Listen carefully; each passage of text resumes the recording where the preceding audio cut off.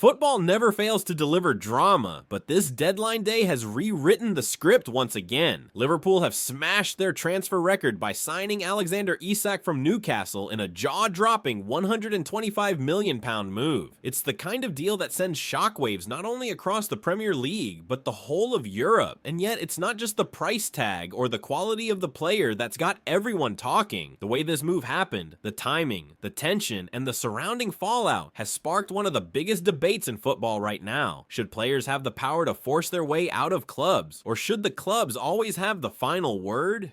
Before we get into the heated opinions, make sure to hit that like button, subscribe if you haven't already, and join the conversation down below.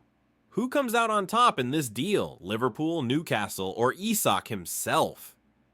Some fans feel Isak was completely justified in pushing for this move.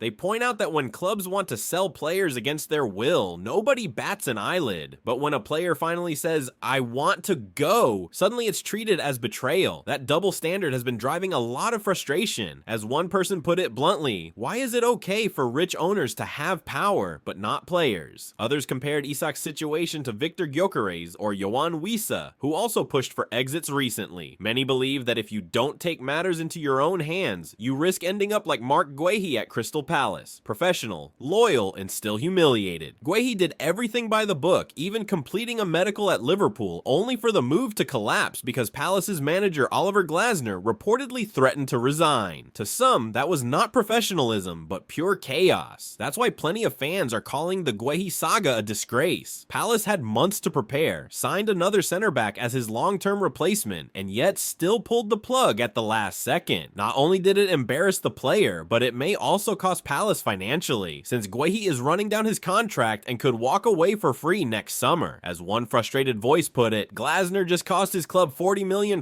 by trying to flex his authority. It's stories like that which fuel the argument that players have to go rogue sometimes. If they stay silent, they risk being let down by incompetent or indecisive clubs. If they speak out, they're branded disloyal rats. For Isak, it really felt like a lose-lose situation. Some people even pointed out that he'd told Newcastle months ago about his intentions, but only went public once he felt the club wasn't taking him seriously. But of course, not everyone sees Isak as the hero of this drama. A section of Newcastle fans feel betrayed, especially because the club invested in him, made him their star striker, and stood by him through injuries. They argue that no player is bigger than the club, and that Isak forcing a move in such dramatic fashion undermines team spirit. A few have already written him off, joking that he'll end up sulking at Real Madrid in a few years anyway. Still, many Newcastle supporters are choosing to look at the positives. They point out that selling Isak has balanced their books, allowing them to bring in multiple players across the pitch while still posting a net spend of just £55 million.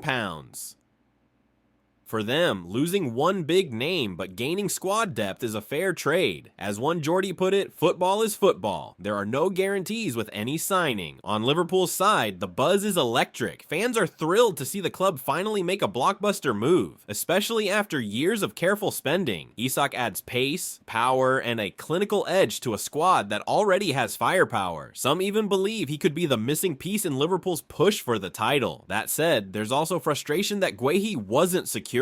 Supporters know that while Isak will grab headlines, the team's defensive issues haven't magically disappeared. Some analysts have argued that Liverpool's problems at the back come more from balance than from individual errors, but there's no denying another center back would have provided much needed cover for Van Dijk and Konate.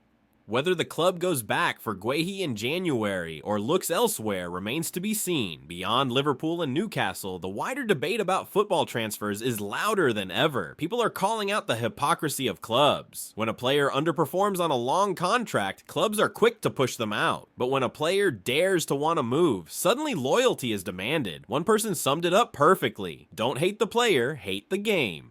And then there's the money, £125 million for Isak, 70 or 80 million pounds for others like Sesko. Fans are scratching their heads about how financial fair play is even supposed to work anymore. Some joke that spending £500 million in one window should trigger alarms, while others turn their attention back to Manchester City, wondering how they're still signing players despite 115 charges hanging over their head. So what does this all mean? For Liverpool, it's a statement of intent. For Newcastle, it's a painful but potentially smart reshuffle. For Guehi, it's a brutal reminder that being professional doesn't always pay off in football. And for fans, it's a lesson that the transfer window isn't just about money, it's about power. Who has it, who uses it, and who gets burned when they don't? Now it's over to you. Do you think Isak was right to push for the move? Or should he have handled things differently? Was Palace wrong to block Guehi? Or did Glasner protect his team's interests? And most importantly, will Isak be the game changer Liverpool fans are dreaming of? Drop your thoughts below. This debate is only just getting started.